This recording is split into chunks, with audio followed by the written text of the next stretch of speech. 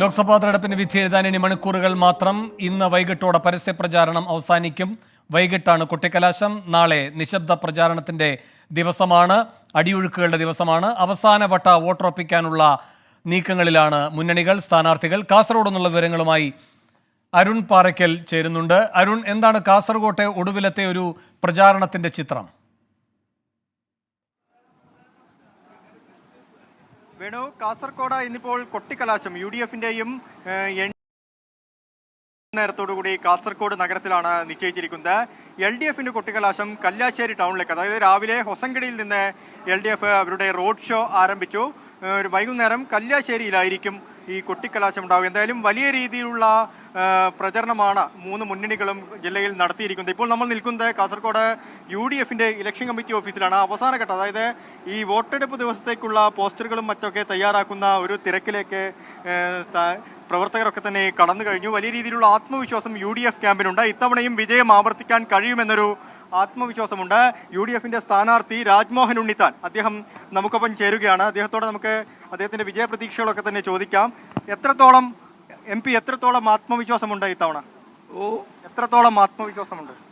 എനിക്ക് 100% ആത്മവിശ്വാസമാണ് ഇത്തവണ UDF ഈ മണ്ഡലം നിലനിർത്തും.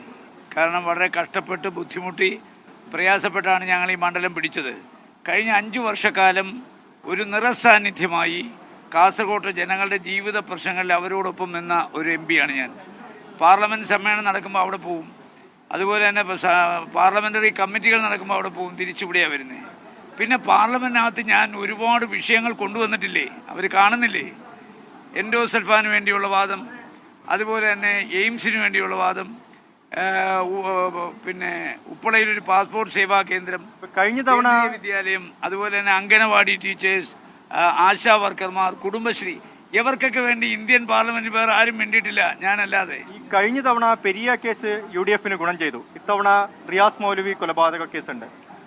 തീർച്ചയായിട്ടും റിയാസ് മൗലവി കൊലക്കേസിന്റെ വിധിയും CBIക്ക് വിട്ടുകൊണ്ടുള്ള ശരത്ലാൽ കൃപേഷിന്റെ വിധിയും ഏതാണ്ട് സമാനമാണ്. എന്താണ് അത് പറഞ്ഞേ?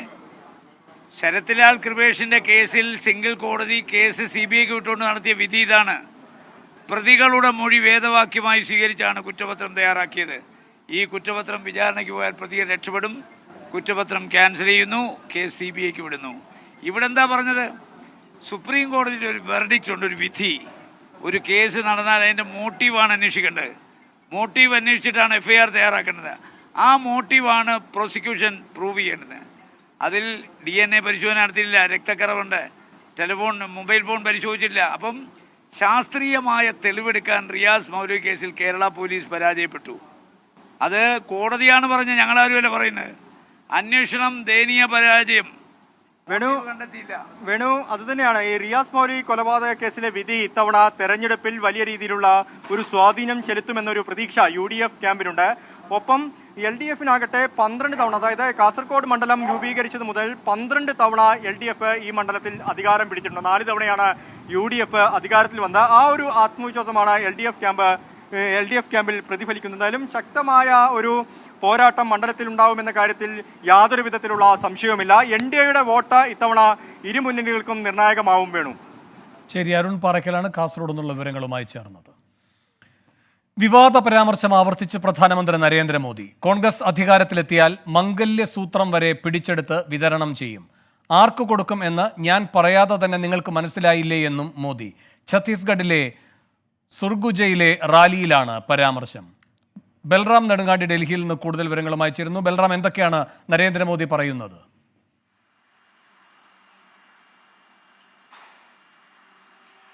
വേണു, രാജസ്ഥാനിലെ ബൻസ്വാഡയിൽ പ്രധാനമന്ത്രി നരേന്ദ്രമോദി മുസ്ലിം ന്യൂനപക്ഷ വിഭാഗത്തിനെതിരെ നടത്തിയ പരാമർശം വലിയ വിവാദമാവുകയും അതിനെതിരെ കൂട്ടപ്പരാതികൾ ഉയരുകയും ചെയ്യുന്നതിനിടെ അദ്ദേഹം ഇതുവരെ പിന്നീട് 6 പ്രചാരണ യോഗങ്ങളിൽ കൂടി പങ്കെടുത്തു.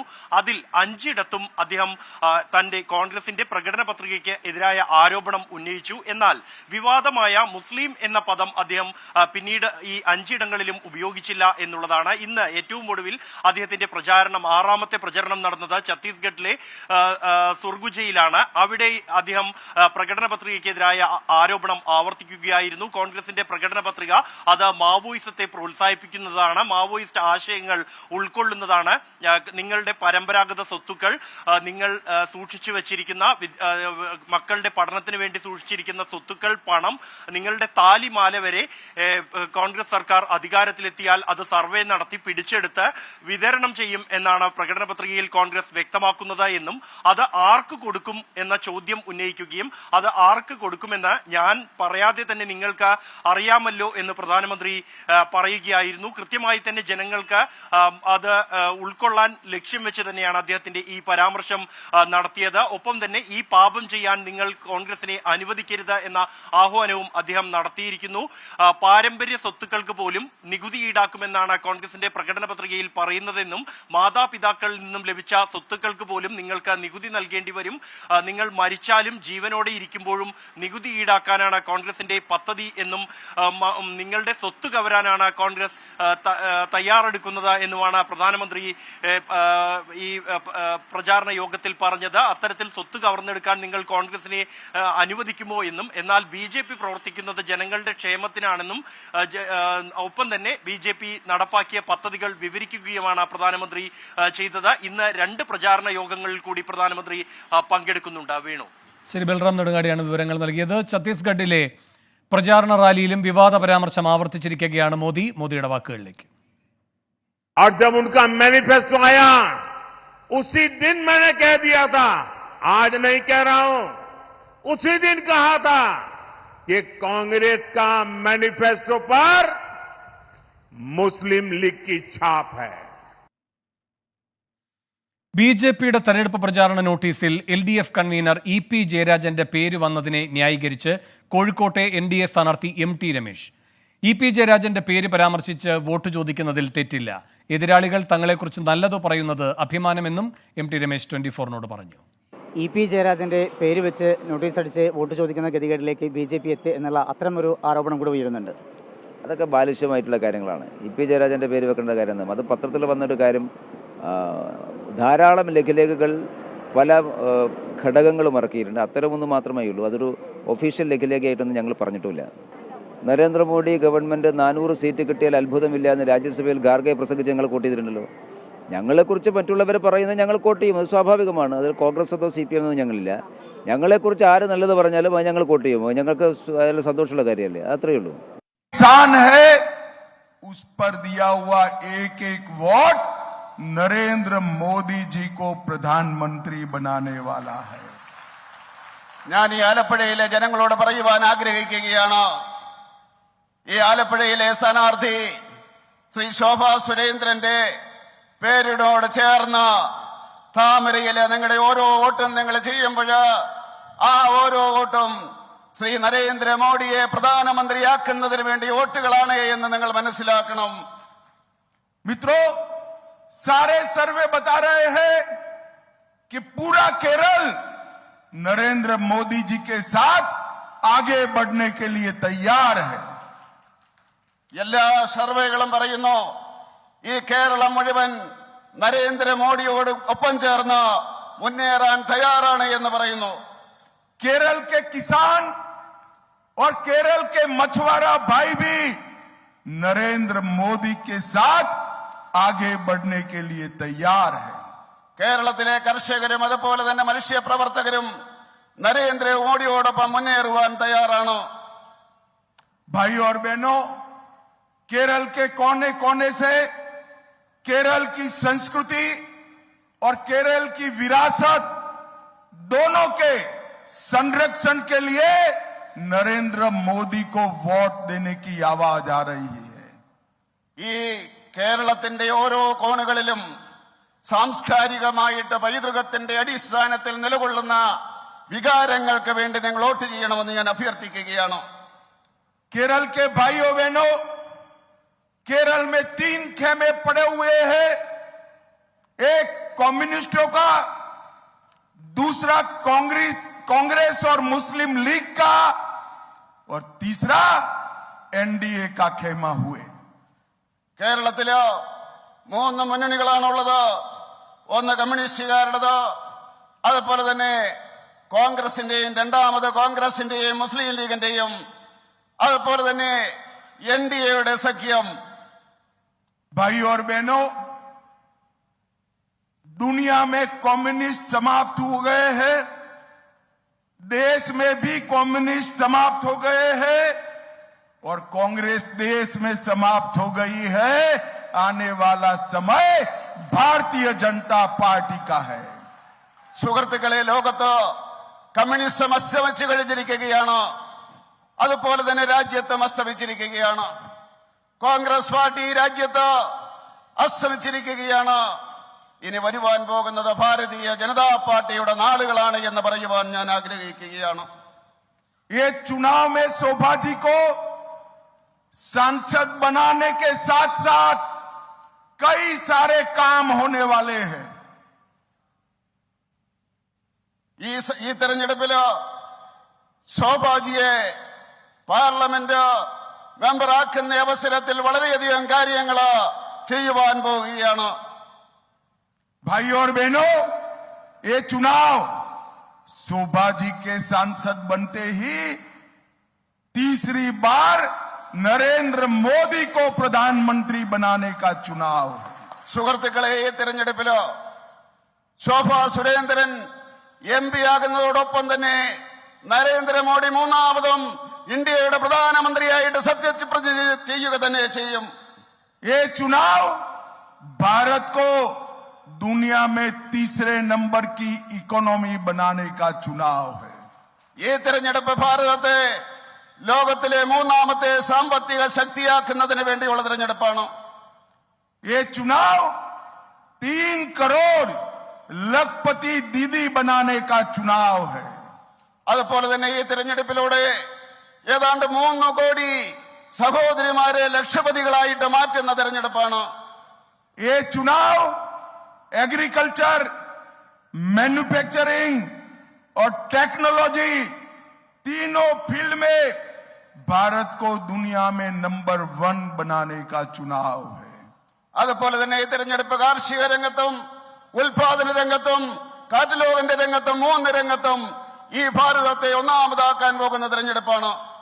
ये चुनाव चंद्रयान, मंगलयान और आदित्ययान को सफल करने का चुनाव है. അമിത്ഷാ ആലപ്പുഴയിൽ ശോഭാ സുരേന്ദ്രന്റെ തെരഞ്ഞെടുപ്പ് പ്രചാരണ പരിപാടിയിൽ പങ്കെടുക്കുന്നതിന്റെ തത്സമയ ദൃശ്യങ്ങളാണ് കണ്ടത്. അധിക്ഷേപ പരാമർശങ്ങൾ പിൻവലിക്കണം എന്നാവശ്യപ്പെട്ട് ഹൈക്കോടതി മുൻ ജഡ്ജി ജസ്റ്റിസ് കമാൽ പാഷയ്ക്ക് വടകരയിലെ LDF സ്ഥാനാർത്ഥി KK ശൈലജ വക്കീൽ നോട്ടീസ് അയച്ചു.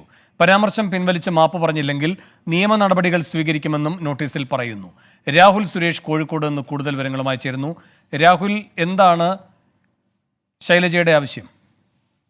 വേണു, പരസ്യപ്രചാരണം അവസാനിക്കാൻ ഇനി ഏതാനും മണിക്കൂറുകൾ മാത്രമാണ് ബാക്കി. അപ്പോഴും വടകരയിലെ സ്ഥാനാർത്ഥികളുടെ നിയമ നടപടികൾ തുടരുകയാണ്. ഏറ്റവും ഒടുവിൽ വടകരയിലെ LDF സ്ഥാനാർത്ഥിയായ KK ശൈലജ റിട്ടയർഡ് ഹൈക്കോടതി ജഡ്ജിയായ B കമാൽ പാഷയ്ക്കെതിരെയാണ് വക്കീൽ നോട്ടീസ് അയച്ചിട്ടുള്ളത്. ദി പ്രൈം വിറ്റ്നസ് എന്ന യൂട്യൂബ് ചാനൽ വഴി സ്ത്രീവിരുദ്ധ പരാമർശങ്ങൾ നടത്തിയെന്നാണ് വക്കീൽ നോട്ടീസിൽ പറയുന്നത്. പെരുമാറ്റച്ചട്ടങ്ങൾക്ക് വിരുദ്ധവും സ്ത്രീവിരുദ്ധവുമായ അധിക്ഷേപങ്ങൾ പിൻവലിച്ച് മാപ്പ് പറയണമെന്ന് ഈ വക്കീൽ നോട്ടീസിൽ പറയുന്നു. അതല്ലാത്ത പക്ഷം മാപ്പ് പറഞ്ഞില്ലെങ്കിൽ നിയമ നടപടിയുമായി മുന്നോട്ട് പോകുമെന്നാണ് KK ശൈലജ അയച്ച വക്കീൽ നോട്ടീസിൽ പറയുന്നത്. അഡ്വക്കേറ്റ് K വിശ്വൻ മുഖേനയാണ് LDF സ്ഥാനാർത്ഥി കൂടിയായ KK ശൈലജ വക്കീൽ നോട്ടീസ് അയച്ചിട്ടുള്ളത്. ഇതിൽ തുടർ നടപടികൾ എന്താകുമെന്ന് കാത്തിരുന്ന് കാണാം. വേണു, രാഹുൽ സുരേഷാണ് കോഴിക്കോട് നിന്ന് വിവരങ്ങൾ നൽകിയത്. മഞ്ഞുമ്മൽ ബോയ്സ് സിനിമയുടെ നിർമ്മാതാക്കൾക്കെതിരെ കേസ്. എറണാകുളം സബ് കോടതിയുടെ നിർദ്ദേശപ്രകാരമാണ് മരട് പോലീസിന്റെ നടപടി. ഷോൺ ആന്റണി, സൗബിൻ ഷാഹിർ, ബാബു ഷാഹിർ എന്നിവർക്കെതിരെയാണ് കേസ്. അരൂർ സ്വദേശി സിറാജ് വലിയത്തറ ഹമീദാണ് പരാതിക്കാരൻ. വിഷ്ണു സുരേഷ് കൊച്ചിയിൽ നിന്ന് കൂടുതൽ വിവരങ്ങളുമായി ചേരുന്നു. വിഷ്ണു, എന്താണ് പരാതിക്കാരൻ പറയുന്നത്? വേണു, സിറാജ് ഉന്നയിക്കുന്ന പ്രധാനപ്പെട്ട പരാതി 7 കോടി രൂപ തന്റെ പക്കൽ നിന്ന് ഈ സിനിമയുടെ നിർമ്മാണത്തിനായി വാങ്ങിയിരുന്നു. പക്ഷേ അതിന്റെ ഒരു ലാഭവിഹിതമോ ആ പണം പോലും തിരികെ നൽകാൻ നിർമ്മാതാക്കൾ തയ്യാറായില്ല എന്നുള്ളതായിരുന്നു പരാതി. നേരത്തെ ഈ പരാതിയുമായി ബന്ധപ്പെട്ട് സിറാജ് കോടതിയെ സമീപിച്ചിരുന്നു. എറണാകുളം സബ് കോടതിയാണ്. തുടർന്ന് കോടതി ഇടപെട്ട് നിർമ്മാതാക്കളുടെ അക്കൗണ്ടുകൾ മരവിക്കുന്ന സാഹചര്യമുണ്ടായി. ഇതിന് പിന്നാലെയാണ് കോടതിയുടെ നിർദ്ദേശപ്രകാരം മരട് പോലീസ് സൗബിൻ ഷാഹിർ, അതോടൊപ്പം അദ്ദേഹത്തിന്റെ പിതാവ്, ഒപ്പം ഷോൺ ആന്റണി തുടങ്ങിയ 3 പേർക്കെതിരെ കേസ് എടുത്തിരിക്കുന്നത്. വഞ്ചനാ കുറ്റവും അതോടൊപ്പം തന്നെ ഗൂഢാലോചനയും ചുമത്തിയാണ് കേസെടുത്തിരിക്കുന്നത്. പക്ഷേ ഈ അധികൃതർ ഈ സിനിമാ മേഖലയിലുള്ള അല്ലെങ്കിൽ ഇവരുടെ നിർമ്മാതാക്കളുമായി ബന്ധപ്പെട്ട് സംസാരിക്കുമ്പോൾ ഈ പ്രശ്നങ്ങൾ ഉടൻ പരിഹരിക്കും എന്നുള്ളതാണ് ലഭിക്കുന്ന വിവരം. വേണു. വിഷ്ണു സുരേഷാണ് കൊച്ചിയിൽ നിന്ന് വിവരങ്ങളുമായി ചേർന്നത്. സമസ്തയിലെ ഒരു വിഭാഗം നേതാക്കൾ നടത്താനിരുന്ന വാർത്താ സമ്മേളനം ഒഴിവാക്കി. ലീഗ് സമസ്ത നേതൃത്വം ഇടപെട്ടതിനെ തുടർന്നാണ് തീരുമാനം. ഷഹദ് റഹ്മാൻ മലപ്പുറത്ത് നിന്ന് കൂടുതൽ വിവരങ്ങളുമായി ചേരുന്നു. ഷഹദ്, എന്താണ് വിശദാംശങ്ങൾ? രാവിലെ 11 മണിക്ക് മലപ്പുറം പ്രസ് ക്ലബിലായിരുന്നു SYF നേതാവ് അബ്ദുൽ സമദ് പൂക്കോട്ടൂരും ഒരു സംഘം സംസ്ഥാന നേതാക്കളും വാർത്താ സമ്മേളനം വിളിക്കാൻ തീരുമാനിച്ചിട്ടുണ്ടായിരുന്നത്. നമുക്കറിയാം, കഴിഞ്ഞ കുറച്ചധികം ദിവസങ്ങളായി ലീഗും സമസ്തയുമായി ബന്ധപ്പെട്ട തുടരെ വാർത്തകൾ വരുന്ന ഒരു സാഹചര്യമുണ്ട്. ഇതിൽ ഭിന്നത രൂക്ഷമാണ് എന്ന തരത്തിലാണ് പൊതുവെ വാർത്തകൾ വരുന്നത്. നേതാക്കൾ പരസ്പരം ഏറ്റുമുട്ടുന്ന കാഴ്ചയിൽ നമുക്ക് കാണാൻ സാധിച്ചിട്ടുണ്ടായിരുന്നു. അതുകൊണ്ടാണ് ഇതുമായി ബന്ധപ്പെട്ട കാര്യങ്ങൾ വിശദീകരിക്കുവാനായി ഒരു വിഭാഗം നേതാക്കൾ, സംസ്ഥയിൽ ഒരു വിഭാഗം, അതായത് SYSന്റെ നേതാവ് അബ്ദുൽ സമദ് പൂക്കോട്ടൂരും സംഘവും ഇത്തരത്തിൽ വാർത്താ സമ്മേളനം വിളിച്ചിട്ടുണ്ടായിരുന്നത്. എന്നാൽ പിന്നീട് ഈ വാർത്താ സമ്മേളനം ഡിക്ലെയർ ചെയ്തതിന് ശേഷം നമുക്ക് മനസ്സിലാക്കാൻ സാധിക്കുന്നത് സംസ്ഥയിലെ തന്നെ നേതാക്കളും അതുപോലെ തന്നെ മുസ്ലിം ലീഗിലെ ഒരു വിഭാഗം നേതാക്കളും ഇടപെട്ട് ഈ വാർത്താ സമ്മേളനം റദ്ദ് ചെയ്യാൻ ആവശ്യപ്പെടുകയായിരുന്നു എന്നുള്ളതാണ് മനസ്സിലാക്കാൻ സാധിക്കുന്നത്. ഇന്നലെ വൈകിട്ട് സമസ്തയുടെ നേതൃത്വത്തിൽ ഒരു വാർത്താക്കുറിപ്പ് പുറത്തിറക്കിയിട്ടുണ്ടായിരുന്നു.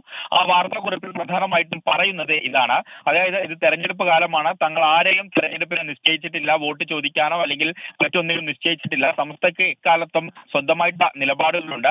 മാത്രവുമല്ല, ലീഗും സമസ്തയും തമ്മിൽ യാതൊരുവിധ പ്രശ്നങ്ങളും ഇല്ല തുടങ്ങി നിരവധി കാര്യങ്ങൾ കഴിഞ്ഞ ദിവസങ്ങൾ ഉണ്ടായിരുന്ന അല്ലെങ്കിൽ ഉയർന്ന ആരോപണങ്ങൾക്കൊക്കെ താൽക്കാലികമായിട്ട് തടയിടുവാനായിട്ടുള്ള ഒരു വാർത്താക്കുറിപ്പായിരുന്നു പുറത്തിറക്കിയിട്ടുണ്ടായിരുന്നത്. അത് ഈ വാർത്താ സമ്മേളനം വിളിച്ച പശ്ചാത്തലത്തിലാണ് ഇത്തരത്തിലൊരു വാർത്താക്കുറിപ്പ് ജിഫ്രി തങ്ങൾ പുറത്തിറക്കാൻ സമ്മർദ്ദത്തിലായത് എന്നുള്ളതാണ് നമുക്ക് മനസ്സിലാക്കാൻ സാധിക്കുന്നത്.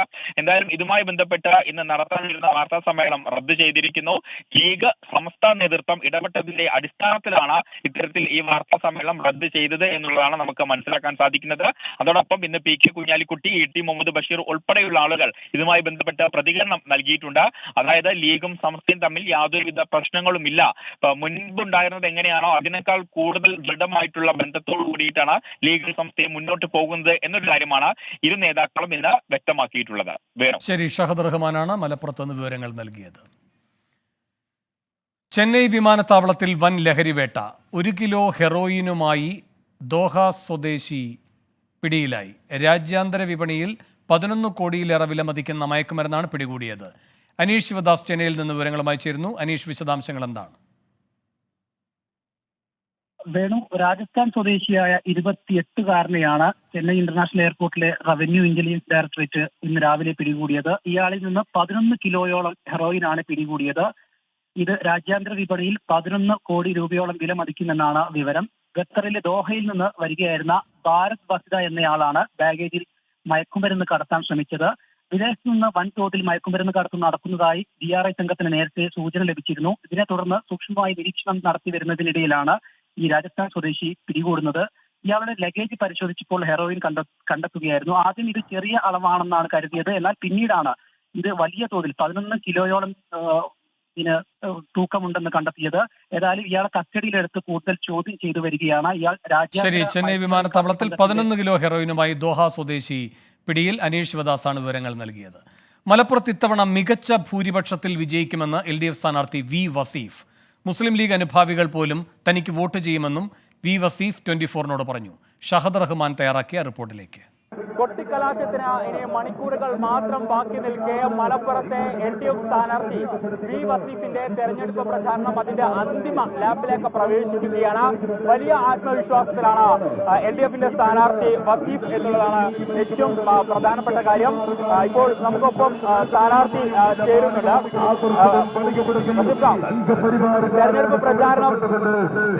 തെരഞ്ഞെടുപ്പ് പ്രചാരണം അതിന്റെ അവസാന ലാപ്പിലാണ്.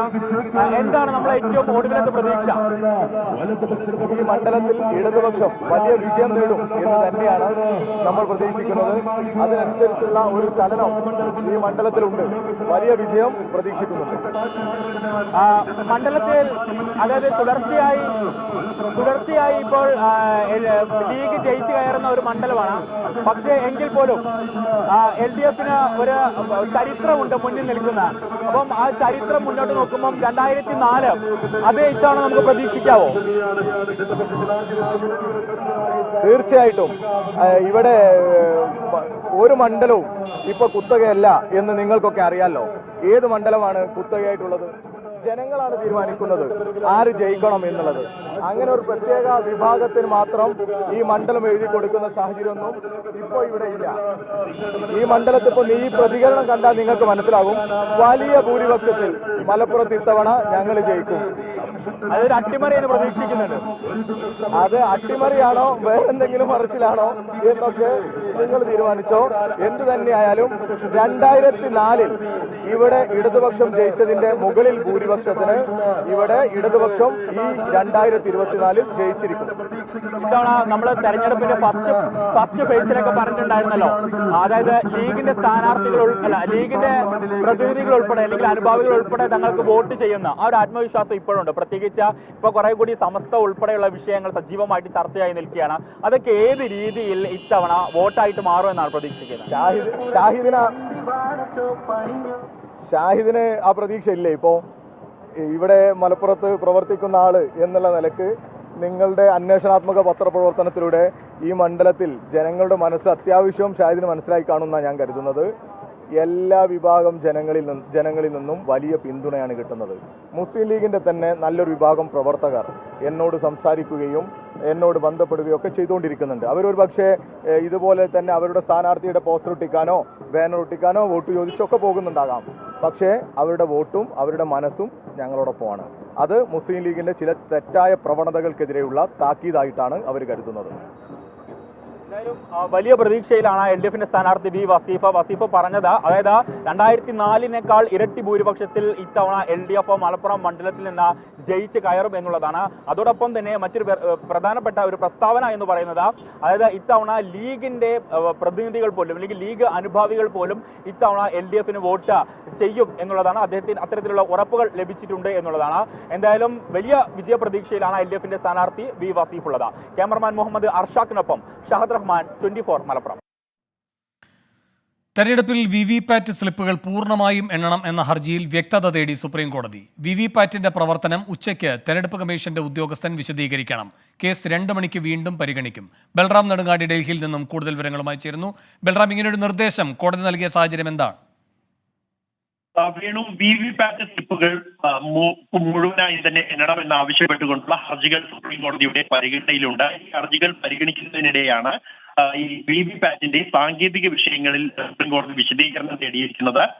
VVPATന്റെ പ്രവർത്തനത്തിൽ ചില വ്യക്തതയാണ് സുപ്രീം കോടതി ആവശ്യപ്പെട്ടിരിക്കുന്നത്. ഇതിന്റെ സോഫ്റ്റ്വെയർ അടക്കമുള്ള വിഷയങ്ങളിലാണ് വ്യക്തത വരുത്താൻ തെരഞ്ഞെടുപ്പ് കമ്മീഷനോട് നിർദ്ദേശം നൽകിയിരിക്കുന്നത്. 2 മണിക്ക് തെരഞ്ഞെടുപ്പ് കമ്മീഷന്റെ ഉദ്യോഗസ്ഥർ എത്തി ഈ കാര്യം വിശദീകരിക്കണം. എല്ലാ കാര്യങ്ങളും ആഴത്തിൽ പരിശോധിച്ചാണ് മുന്നോട്ട് പോകുന്നതെന്നും സുപ്രീം കോടതി വ്യക്തമാക്കിയിട്ടുണ്ട്. വേണു, ബൽറാം നെടുങ്ങാടിയാണ് ഡൽഹിയിൽ നിന്ന് വിവരങ്ങൾ നൽകിയത്.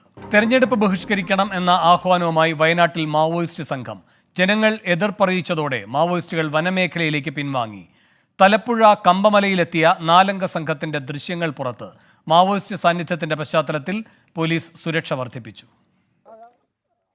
ഇന്ന് രാവിലെ 6:15 തോക്കുധാരികളായ 4-അംഗ മാവോയിസ്റ്റുകൾ കമ്പമലയിലെത്തിയത്. പാടികൾക്ക് സമീപം നിന്ന് മുദ്രാവാക്യം വിളിച്ചു. തെരഞ്ഞെടുപ്പ് ബഹിഷ്കരിക്കാൻ ആഹ്വാനം ചെയ്തു. എന്നാൽ ആളുകൾ എതിർപ്പറിയിച്ചതോടെ സംഘം വനത്തിനകത്തേക്ക് പിൻവാങ്ങി. 4 ആൾ യൂണിഫോം ഉണ്ടായിരുന്നു, തോക്കുണ്ടായിരുന്നു. അവര് വോട്ട് ചെയ്യാൻ പാടില്ല, പിന്നെ അവിടുത്തെ ഹോസ്പിറ്റൽസ് ശരിയാക്കിയില്ല, അതൊക്കെ ശരിയാക്കണം എന്നുകൊണ്ടാണ് അവർ പറഞ്ഞത്. Maoist Kabanidalam commander CP Moideen, Soman, Santhosh, Ashiq എന്ന മനോജ് എന്നിവരാണ് എത്തിയതെന്ന് ദൃശ്യങ്ങളിൽ നിന്ന് വ്യക്തമായി. CP മൊയ്തീൻ മലപ്പുറം പാണ്ടിക്കാട് സ്വദേശിയാണ്. സോമൻ വയനാട് സ്വദേശിയും ആഷിഖ് എന്ന മനോജ് തൃശൂർ വിയ്യൂർ സ്വദേശിയുമാണെന്ന് പോലീസ് വ്യക്തമാക്കി. തിരുവനന്തപുരത്ത് വിദ്യാർത്ഥിയായിരിക്കെയാണ് മനോജ് ഈ സംഘത്തിന്റെ ഭാഗമായത്. നേരത്തെ കമ്പമലയിലെ വനവികസന കോർപ്പറേഷൻ ഓഫീസ് മാവോയിസ്റ്റുകൾ അടിച്ചു തകർത്തിരുന്നു. ഇതിനുശേഷം വലിയ എതിർപ്പാണ് മാവോയിസ്റ്റുകൾക്കെതിരെ ഈ പ്രദേശത്തു നിന്ന് ഉയർന്നത്. 6 ഏറ്റുമുട്ടലിന് ശേഷം നിർജ്ജീവമായിരുന്ന മാവോയിസ്റ്റുകൾ വീണ്ടും എത്തിയതോടെ തെരഞ്ഞെടുപ്പ് പശ്ചാത്തലത്തിൽ സുരക്ഷ പോലീസ് വർദ്ധിപ്പിച്ചിട്ടുണ്ട്. 24 വയനാട്. തമിഴ്നാട് തഞ്ചാവൂരിൽ ബസ് നിയന്ത്രണം വിട്ട് കനാലിലേക്ക് മറിഞ്ഞ് ഒരു മരണം, 25 പേർക്ക് പരിക്കേറ്റു. അനീഷ് കെ ശിവദാസ് ചെന്നൈയിൽ നിന്ന് കൂടുതൽ വിവരങ്ങളുമായി ചേരുന്നു. അനീഷ്, എന്താണ് ഈ അപകടത്തിന്റെ വിശദാംശങ്ങൾ? നിന്ന് തഞ്ചാവൂരിലേക്ക് പോവുകയായിരുന്ന സർക്കാർ ബസ്സാണ് അപകടത്തിൽപ്പെട്ടത്. നിയന്ത്രണം വിട്ട ബസ് കനാലിലേക്ക് മറിയുകയായിരുന്നു. ബസ്സിൽ 40-ലധികം യാത്രക്കാരാണ് ഉണ്ടായിരുന്നത്. തഞ്ചാവൂർ ജില്ലയിലെ അയ്യമ്പേടിനടുത്ത് മനങ്ങോറെ പ്രൈവറ്റ് കോളേജിന് സമീപമാണ് ഈ അപകടം ഉണ്ടാകുന്നത്. ബസ്സിൽ യാത്ര ചെയ്തിരുന്ന 25-ലേറെ പേർക്ക് പരിക്കേറ്റിട്ടുണ്ട്. ഇവരെ അയ്യമ്പേട് പോലീസും പൊതുജനങ്ങളുമാണ് ആശുപത്രിയിലേക്ക് മാറ്റിയത്. തഞ്ചാവൂർ മെഡിക്കൽ കോളേജ് ആശുപത്രിയിലേക്കാണ് ഈ പരിക്കേറ്റവരെ മാറ്റിയത്. ഈ ബസ്സിൽ യാത്ര ചെയ്തിരുന്ന തഞ്ചാവൂർ സ്വദേശിയായ വയോധികയാണ് മരിച്ചത്. ലക്ഷ്മി എന്നാണ് അവരുടെ പേര്. 50 വയസ്സായിരുന്നു. ഇവരെ ആശുപത്രിയിൽ എത്തിക്കുമ്പോഴേക്കും മരണം സംഭവിച്ചിരുന്നു. അപകടത്തിൽ അയ്യമ്പേട് പോലീസ് ഏതായാലും അന്വേഷണം ആരംഭിച്ചിട്ടുണ്ട്. നിയന്ത്രണം വിട്ട ബസ് മറിയുകയായിരുന്നുവെന്നാണ് പ്രാഥമിക നിഗമനം. വേണു. അനീഷ് കെ ശിവദാസാണ് ചെന്നൈയിൽ നിന്നും വിവരങ്ങൾ നൽകിയത്. എല്ലാ പാർട്ടിക്കാരുടെയും വോട്ട് തനിക്ക് കിട്ടുമെന്ന് പാലക്കാട്ടെ LDF സ്ഥാനാർത്ഥി A. വിജയരാഘവൻ. കഴിഞ്ഞ തവണത്തെ തെരഞ്ഞെടുപ്പ് രാഷ്ട്രീയമല്ല ഇത്തവണ, ജനങ്ങളിൽ നിന്ന് വലിയ പിന്തുണയാണ് ലഭിച്ചത് എന്നും A. വിജയരാഘവൻ. ഈ നാടിൻ്റെ ഇന്നത്തെ സ്ഥിതിയെക്കുറിച്ച് ഗൗരവമായിട്ട് ആലോചിക്കുന്ന അതെല്ലാവരും ആലോചിച്ചുകൊണ്ടിരിക്കുന്ന സന്ദർഭമാണ്. എല്ലാ വിഭാഗത്തിൽ നിന്നും എനിക്ക് കൂടുതൽ വോട്ട് കിട്ടുന്ന തെരഞ്ഞെടുപ്പാണ്. ഞാൻ എല്ലാവരോടുമാണ് സംസാരിക്കുന്നത്. ഇടതുപക്ഷത്തെ ഇത്തവണ ജയിപ്പിക്കണം എന്നുള്ളത് എല്ലാവരോടും ഞങ്ങൾ അഭ്യർത്ഥിക്കണം. കഴിഞ്ഞ എവിടെ വോട്ട് ചെയ്തു, എങ്ങനെ വോട്ട് ചെയ്തു എന്നുള്ളതല്ല. പുതിയ കാലം, പുതിയ നിലപാടുകൾ, അതിലെ ശരി ഉത്തരങ്ങൾ. നിഖിൽ പ്രമേഷ് പാലക്കാട് നിന്ന് കൂടുതൽ വിവരങ്ങളുമായി ചേരുന്നു. നിഖിൽ, വലിയ ആത്മവിശ്വാസമാണ് വിജയരാഘവൻ പ്രകടിപ്പിക്കുന്നത്. എന്താണ് പൊതുവിലുള്ള മണ്ഡലത്തിന്റെ ചിത്രം? വേണു, എല്ലാ മുന്നണി സ്ഥാനാർത്ഥികളും വിവിധ ഇടങ്ങളിൽ വോട്ട് അഭ്യർത്ഥിച്ചുകൊണ്ടിരിക്കുകയാണ്. നമ്മൾ രാവിലെ മുതൽ സ്ഥാനാർത്ഥികളെയൊക്കെ കണ്ടിരുന്നു. ഇപ്പോൾ ഞാനുള്ളത് NDA സ്ഥാനാർത്ഥി C. കൃഷ്ണകുമാറിനൊപ്പമാണ്. പള്ളത്തേരി എന്ന പ്രദേശത്തെ ഒരു ഫാക്ടറിയിൽ എത്തി വോട്ട് അഭ്യർത്ഥിക്കുകയാണ് അദ്ദേഹം. 3 മുന്നണികളും ഇന്ന് വൈകിട്ട് സ്റ്റേഡിയം ബസ് സ്റ്റാൻഡിൽ ആണ് അവരുടെ പ്രചരണങ്ങൾ അവസാനിപ്പിക്കുന്നത്. വൈകിട്ട് 3 മണി മുതൽ അവിടേക്ക് എല്ലാ മുന്നണികളുടെയും കലാശക്കൊട്ട് എത്തിച്ചേരും. C. കൃഷ്ണകുമാർ അന്തിമഘട്ടത്തിൽ ഇപ്പോൾ നമ്മളോട് ചേരുകയാണ്. ഇനി അല്പസമയം കൂടിയുള്ളൂ ഞങ്ങളെ സംബന്ധിച്ചിടത്തോളം പരസ്യ പ്രചരണം. എന്താണ് ആളുകളിൽ നിന്ന് കിട്ടുന്ന ഒരു റെസ്പോൺസ് അവസാന നിമിഷം? വളരെ അനുകൂലമായിട്ടുള്ള പ്രതികരണമാണ്. ഇത്തവണ പാലക്കാട് ഞങ്ങൾ ജയിക്കുന്നതന്നെ ഉറപ്പിച്ച് പറയാൻ കഴിയും. ജനങ്ങൾ അത്രയേറെ അവരൊരു മാറ്റം ആഗ്രഹിക്കുന്നു. പാലക്കാടിൻ്റെ കാലാകാലങ്ങളായിട്ടുള്ള പ്രശ്നങ്ങൾക്ക് പരിഹാരം കാണാത്ത ആളുകളാണ് 2 മുന്നണികളെന്ന്. എന്തെങ്കിലും അവർക്ക് ഇവിടെ ചെയ്യാൻ പറ്റുന്നത് NDAക്കാണ്, BJPക്കാണെന്നുള്ള ബോധ്യം അവർക്ക് വന്നിട്ടുണ്ട്. മോദിയാണ് അവർക്ക് എന്തെങ്കിലും പദ്ധതികൾ അവരുടെ കൈകളിൽ എത്തിച്ചിട്ടുള്ളത്. തീർച്ചയായിട്ടും അത് ഒരു വോട്ടായി മാറും. തവണ ഞങ്ങൾ ജയിക്കും. ഈ ഫാക്ടറിയിലേക്കുള്ള വരവ് അപ്രതീക്ഷിതമായിരുന്നു അതോ നേരത്തെ പദ്ധതി? അല്ല, ഇന്ന് പ്രചരണമായിട്ട് റോഡ് ഷോ അങ്ങനെയുള്ളതൊന്നുമില്ല. ഉച്ചയ്ക്ക് ശേഷം കൊട്ടിക്കലാശമായതുകൊണ്ട് വിട്ടുപോയ സ്ഥലങ്ങൾ കവർ ചെയ്യാന്നുള്ള രീതിയിലാണ് ഇങ്ങോട്ട് വന്നത്. ഇവിടെയുള്ള ചേച്ചിമാരെ ഒക്കെ കാണാൻ വേണ്ടിയിട്ടാണ് സ്ഥാനാർത്ഥി ഇവിടേക്ക് എത്തിച്ചേർന്നിട്ടുള്ളത്. 3 മുന്നണി സ്ഥാനാർത്ഥികളും ഈ അവസാന നിമിഷത്തിൽ വോട്ടുറപ്പിക്കാൻ വേണ്ടിയുള്ള, അതായത് ഇതുവരെ പോകാത്ത ഏതെങ്കിലും സ്ഥലങ്ങളുണ്ടെങ്കിൽ അവിടെയുള്ള ആളുകളെ കാണുക. ചേച്ചി അല്ല വോട്ടാർക്ക് ചെയ്യണം എന്നൊക്കെ തീരുമാനിച്ചു കഴിഞ്ഞു? ആളുകളൊക്കെ ആ തരത്തിൽ തന്നെ തീരുമാനം അവരെടുത്തു കഴിഞ്ഞു. അപ്പോൾ അന്തിമമായിട്ട് എന്തെങ്കിലും മാറ്റമുണ്ടെങ്കിൽ അത് ഉറപ്പിക്കാൻ വേണ്ടിയിട്ടുള്ള നെട്ടോട്ടത്തിലാണ് സ്ഥാനാർത്ഥികൾ. വൈകിട്ട് 3 മണിക്ക് സ്റ്റേഡിയത്തിൽ. നിഖിൽ പ്രമേഷാണ് പാലക്കാട് നിന്ന് വിവരങ്ങൾ നൽകിയത്. ആറ്റിങ്ങൽ മണ്ഡലത്തിൽ ഇരട്ട വോട്ട് ആരോപണം ആവർത്തിച്ച് അടൂർ പ്രകാശ്. 1,61,000-ത്തിലധികം ഇരട്ട വോട്ടുകൾ ഉണ്ടെന്നാണ് ആരോപണം. സംസ്ഥാനം പോളിംഗ് ബൂത്തിലെത്താൻ ഇനി ഒരു ദിവസം മാത്രം ശേഷിക്കെ ആറ്റിങ്ങലിലെ UDF സ്ഥാനാർത്ഥി അടൂർ പ്രകാശ് ഇപ്പോൾ 24-നോടൊപ്പം ചേരുകയാണ്. ഈ ആറ്റിങ്ങൽ മണ്ഡലത്തിലെ പ്രചരണ ഘട്ടം തുടങ്ങിയത് മുതൽ ഉന്നയിച്ച ഒരു ആരോപണമായിരുന്നു ഇരട്ട വോട്ടുമായി ബന്ധപ്പെട്ട്. അത് തിരഞ്ഞെടുപ്പ് കമ്മീഷനിലടക്കം പരാതി നൽകി ഒരു നടപടി കമ്മീഷന്റെ ഭാഗത്തു നിന്ന് ഉണ്ടായിട്ടുണ്ട്. പക്ഷേ വീണ്ടും ഈ ആരോപണം ആവർത്തിക്കുകയാണ്. അത് എന്തുകൊണ്ടാണ്, ഏത് സാഹചര്യത്തിലാണ്? നടപടി ഉണ്ടാകാതിരിക്കുന്നു എന്നുള്ളതിന്റെ ഒരു പ്രതികരണമാണ് ഞങ്ങൾ കോടതിയിൽ പോകേണ്ടി വന്നിട്ടുള്ളത്. അല്ലെങ്കിൽ ഞങ്ങൾ കോടതി പോകേണ്ട ചീഫ് ഇലക്ഷൻ കമ്മീഷണറും അല്ലെങ്കിൽ ഇവിടുത്തെ ഇലക്ടറൽ ഓഫീസറും അവർ നടപടി എടുത്താൽ മതിയായിരുന്നു. ആ നടപടി എടുക്കാതെ വന്നപ്പോൾ ഞങ്ങൾ ഹൈക്കോടതിയെ സമീപിക്കേണ്ടി വന്നു. ഹൈക്കോടതിയെ സമീപിച്ചതനുസരിച്ച് ഞങ്ങൾക്ക് കിട്ടിയ ഉത്തരവാണ് നിങ്ങളുടെ കൈവശം ഞങ്ങൾ തന്നിട്ടുള്ളത്. എത്രത്തോളം ഇരട്ട വോട്ടുകൾ ഉണ്ടെങ്കിൽ എന്തുകൊണ്ടാണ് ഇത് ലിസ്റ്റിൽ നിന്ന്, വോട്ടർ ലിസ്റ്റിൽ നിന്ന് നീക്കം ചെയ്യാൻ കഴിയാതെ പോയത്? അതിപ്പോ എന്നോട് ഭരണകൂടത്തിന്റെ സഹായത്തോടുകൂടി തയ്യാറാക്കുന്ന വോട്ടർ പട്ടിക അതിപ്പോ കൈകാര്യം ചെയ്യുന്ന ഉദ്യോഗസ്ഥന്മാരെ നിഷ്പക്ഷമായി നീതിപൂർവമായി ഈ തെരഞ്ഞെടുപ്പ് നടത്താനുള്ള ശ്രമം നടത്താത്തതിന്റെ ഭാഗമായി സംഭവിച്ചതാണ്. അല്ല, ഈ ചോദ്യം എന്നോട് ചോദിച്ചിട്ട് കാര്യമില്ല. നിങ്ങൾ ചോദിക്കേണ്ട ചോദ്യം ചീഫ് ഇലക്ടറൽ ഓഫീസർ അദ്ദേഹവുമായി ബന്ധപ്പെട്ടുകൊണ്ട്, കേരളത്തിലായതുകൊണ്ടാണ് ഞാൻ പറയുന്നത്, അല്ലാതെ ഇലക്ഷൻ കമ്മീഷൻ ഓഫ് ഇന്ത്യയുമായി ബന്ധപ്പെട്ടല്ല. ഞാൻ അവിടെ പരാതി കൊടുത്തിട്ടുണ്ട്. ആ പരാതി താഴേക്കാണ് വന്നിട്ടുള്ളത്. അപ്പൊ ചീഫ് ഇലക്ടറൽ ഓഫീസർ ഉൾപ്പെടെയുള്ള ആളുകൾ നടപടി സ്വീകരിക്കേണ്ടതാണ്. ഈ കാര്യം അവരുടെ ഉത്തരവാദിത്വമാണ് ഈ കാര്യങ്ങൾ. അതുകൊണ്ടാണല്ലോ അവർ ഉത്തരവാദിത്വത്തോടു കൂടി നടപടി എടുത്തിരുന്നു എങ്കിൽ ഞാനിപ്പോൾ ഈ ആക്ഷേപം പറയേണ്ട ഒരു കാര്യവുമില്ല.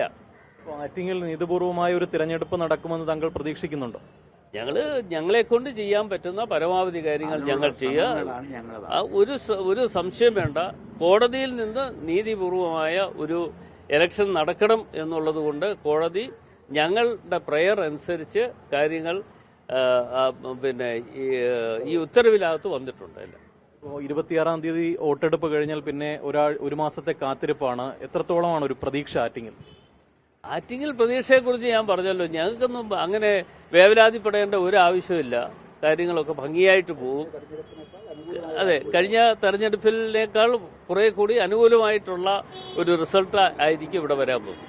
എന്തായാലും ആറ്റിങ്ങൽ മണ്ഡലത്തിൽ തികഞ്ഞ ആത്മവിശ്വാസത്തിലാണ് UDF സ്ഥാനാർത്ഥി അടൂർ പ്രകാശ്. കഴിഞ്ഞ തവണത്തേക്കാൾ ഭൂരിപക്ഷം നേടുമെന്നൊരു പ്രതീക്ഷ കൂടിയാണ് പങ്കുവയ്ക്കുന്നത്. ക്യാമറമാൻ മനീഷിനൊപ്പം MG പ്രതീഷ്, 24. സമസ്തയുമായി ഭിന്നതയില്ലെന്ന് മലപ്പുറം UDF സ്ഥാനാർത്ഥി ET മുഹമ്മദ് ബഷീർ. എല്ലാവരും നന്നായി പോകാനാണ് ആഗ്രഹിക്കുന്നത് എന്നും ET മുഹമ്മദ് ബഷീർ പറഞ്ഞു. മലപ്പുറത്ത് നിന്നും ഷഹദ് റഹ്മാൻ തയ്യാറാക്കിയ റിപ്പോർട്ട് കാണാം. മലപ്പുറത്തെ UDF സ്ഥാനാർത്ഥി ET മുഹമ്മദ് ബഷീറാണ് 24-നൊപ്പം ചേരുന്നത്. ET അല്പം മുമ്പ് നമ്മൾ LDFന്റെ സ്ഥാനാർത്ഥിയെ കണ്ടിട്ടുണ്ടായിരുന്നു. അപ്പം അദ്ദേഹം പറയുന്നത് 2004 ഇത്തവണ 2024 ആവർത്തിക്കുമെന്നുള്ളതാണ്. എന്താണ് അതിനുള്ള മറുപടി? അദ്ദേഹം പറയുന്നത് സങ്കല്പ ലോകത്തിനുള്ള വർത്തമാനമാണ്. അത് യാഥാർത്ഥ്യമായിട്ടൊന്നൊരു കാര്യമില്ല. അവർക്ക് കൃത്യമായിട്ട് അറിയാം ഇന്ന സോഴ്സ് കൂടെ വോട്ട് വന്നിട്ട് നമുക്ക് ജയിക്കാൻ കഴിയില്ലെന്ന്, അവർക്ക് ജയിക്കാൻ കഴിയില്ലെന്ന് അവർക്കറിയാം. അപ്പോൾ എന്താണെന്ന് വെച്ചാൽ അങ്ങനെ വോട്ട് കിട്ടിയേക്കും, ഇങ്ങനെ വോട്ട് കിട്ടിയേക്കും എന്നൊക്കെ സങ്കല്പിച്ച് ആ ഒരു സ്വപ്ന ചിന്താഗതി നടക്കുകയാണ്. അതൊക്കെ ഒരു കുമിള പൊട്ടുന്നത് പോലെ തെരഞ്ഞെടുപ്പ് കഴിഞ്ഞാൽ പൊട്ടുന്നത് നമുക്ക് കാണാൻ സാധിക്കും. പ്രധാനമായിട്ട് അവർ ഈ കൂട്ടിക്കിഴക്കൽ എന്ന് പറയുന്നത് ഇപ്പം കഴിഞ്ഞ ദിവസങ്ങളിൽ സമൂഹ മാധ്യമങ്ങളൊക്കെ വ്യാപകമായിട്ട് സമസ്തയുമായിട്ടുള്ള ചില വാർത്തകളൊക്കെ വന്നിട്ടുണ്ടായിരുന്നു. അപ്പം അത്തരത്തിൽ എന്തെങ്കിലും യാഥാർത്ഥ്യമുണ്ടോ, അല്ലെങ്കിൽ അതിനെയൊക്കെ അടിസ്ഥാനപ്പെടുത്തിയാണ് അവരുടെ കൂട്ടിക്കിഴക്കലുകൾ എന്നാണ് അവരുടെ ഒരു വാദം. എന്ന് പറഞ്ഞാൽ അവർക്ക് സ്വന്തമായിട്ട് അവരുടെ ഐഡൻറ്റിറ്റിൻ്റെ അടിസ്ഥാനത്തിൽ ഞങ്ങൾ ജനങ്ങൾക്ക് ഇന്ന ചെയ്തു എന്ന അടിസ്ഥാനത്തിൽ വോട്ട് ചോദിക്കാൻ അവർക്ക് കയ്യിലാണെന്നതിൻ്റെ ഏറ്റവും വലിയ തെളിവാണിത്. അതുകൊണ്ടാണ് ഇന്ന സോഴ്സ് കൂടെ ഞങ്ങൾക്ക് കിട്ടിയേക്കാം എന്ന സങ്കല്പമായിട്ട് നടക്കുന്നത്. ആ പ്രതീക്ഷയൊക്കെ കൂമ്പടയും, അതൊന്നും നിൽക്കില്ല.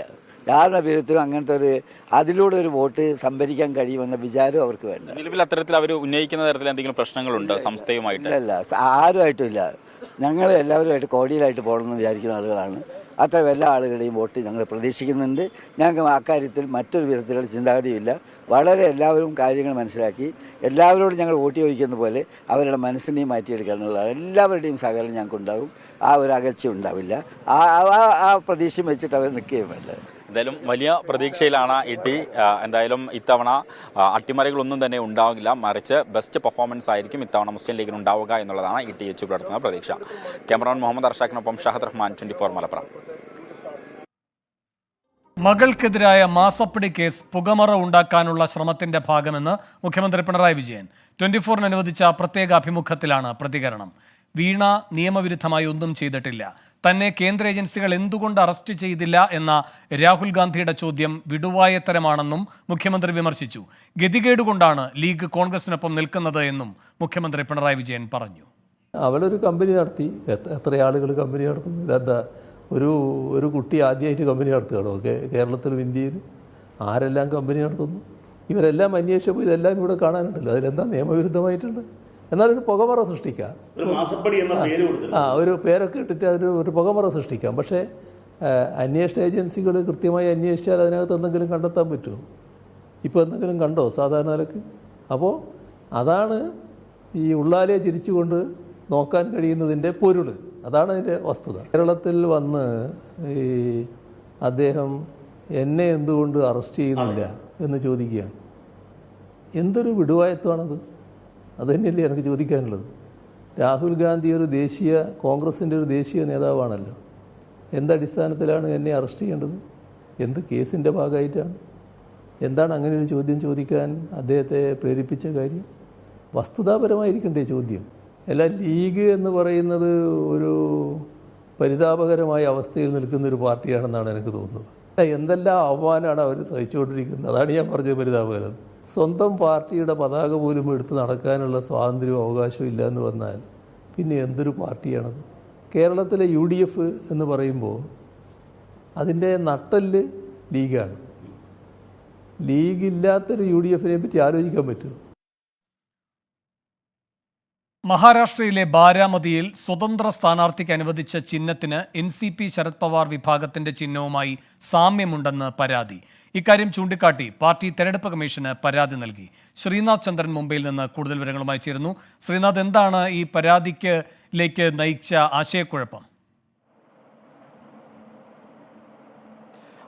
നമുക്കറിയാം NCP പിളർന്നതിന് ശേഷം NCPയുടെ പരമ്പരാഗത ചിഹ്നം അത് അജിത് പവാറിന് ലഭിക്കുകയും ശരത് പവാറിന് താൽക്കാലികമായി ഒരു ചിഹ്നം അനുവദിക്കുകയുമായിരുന്നു. അങ്ങനെയാണ് കാഹളം മുഴക്കുന്ന മനുഷ്യൻ, കൊമ്പ് വിളിക്കുന്ന മനുഷ്യൻ എന്നുള്ള ചിഹ്നം ശരത് പവാർ പക്ഷത്തിന് കിട്ടുന്നത്. ഏതാണ്ട് ഇതേപോലെയുള്ള ഒരു വാദ്യോപകരണത്തിന്റെ ചിഹ്നമാണ് ഇതേ മണ്ഡലത്തിൽ ബാരാമതിയിലുള്ള സ്വതന്ത്ര സ്ഥാനാർത്ഥിക്ക് കിട്ടിയിരിക്കുന്നത്. ബാരാമതി നമുക്കറിയാം പവാർ കുടുംബത്തിനകത്തെ പോരാട്ടം നടക്കുന്ന ഇടമാണ്. ശരത് പവാറിന്റെ മകൾ സുപ്രിയ സുലെയും ഒപ്പം അജിത് പവാറിന്റെ ഭാര്യ സുനേത്രയും തമ്മിൽ നേർക്കുനേർ പോരാട്ടം നടക്കുന്ന ഇടമാണ്. അവിടെ ശരത് പവാർ പക്ഷത്തോട് അതേ സമാനമായ തരത്തിലുള്ള ഒരു ചിഹ്നമാണ് യൂനിസ് ഷെയ്ഖ് എന്ന അവിടുത്തെ സ്വതന്ത്ര സ്ഥാനാർത്ഥിക്ക് ലഭിച്ചിട്ടുള്ളത്. കൊമ്പ് ഒരു വാദ്യോപകരണം അതിൻ്റെ ചിഹ്നമാണ് അവർക്ക് ലഭിച്ചിരിക്കുന്നത്. അതുകൊണ്ട് ഇത് വോട്ടർമാർക്കിടയിൽ ഒരു ആശയക്കുഴപ്പം ഉണ്ടാക്കുമെന്ന് ചൂണ്ടിക്കാണിച്ചുകൊണ്ടാണ് ഇപ്പോൾ ശരത് പവാർ പക്ഷം കേന്ദ്ര തെരഞ്ഞെടുപ്പ് കമ്മീഷനെ ഇപ്പോൾ സമീപിച്ചിട്ടുള്ളത്. ഏതായാലും തെരഞ്ഞെടുപ്പ് കമ്മീഷൻ ഇനി ഈ വൈകിയ വേളയിൽ ഏതെങ്കിലും തരത്തിലൊരു തീരുമാനം എടുക്കുമോ എന്നുള്ളത് കണ്ടറിയേണ്ടി വരും. ശ്രീനാഥ്, ഈ ആശയക്കുഴപ്പം തെരഞ്ഞെടുപ്പിനെ ബാധിക്കുമെന്ന ആശങ്കയുണ്ടോ ശരത് പവാർ പക്ഷത്തിന്? ശരത് പവാർ പക്ഷത്തിനും അജിത് പവാർ പക്ഷത്തിനും അവരുടെ ശക്തി തെളിയിക്കേണ്ട തെരഞ്ഞെടുപ്പാണ് വരാൻ പോകുന്നത്. അതിൽ ബാരാമതി ഏറ്റവും പ്രധാനപ്പെട്ട മണ്ഡലമാണ്. പരമ്പരാഗതമായി ശരത് പവാറിന്റെ ഒരു കോട്ടയായി നിൽക്കുന്ന മണ്ഡലം. ശരത് പവാർ തെരഞ്ഞെടുപ്പിൽ നിന്ന് വിട്ടുമാറി നിന്നപ്പോൾ പിന്നീട് മകൾക്ക് ആ മണ്ഡലം നൽകുന്നു. സുപ്രിയ സുലെ തുടർച്ചയായി വിജയിക്കുന്ന മണ്ഡലം. അവിടെയാണ് അജിത് പവാർ തന്റെ ഭാര്യയെ സ്ഥാനാർത്ഥിയാക്കി നിർത്തിയതോടെ ഒരു അഭിമാന പോരാട്ടമായി ആ മണ്ഡലം മാറി. അവിടെയാണ് ശരത് പവാർ പക്ഷത്തിന്റെ ചിഹ്നത്തോട് സാമ്യമുള്ള ഒരു ചിഹ്നം സ്വതന്ത്ര സ്ഥാനാർത്ഥിക്ക് ലഭിക്കുന്നത്.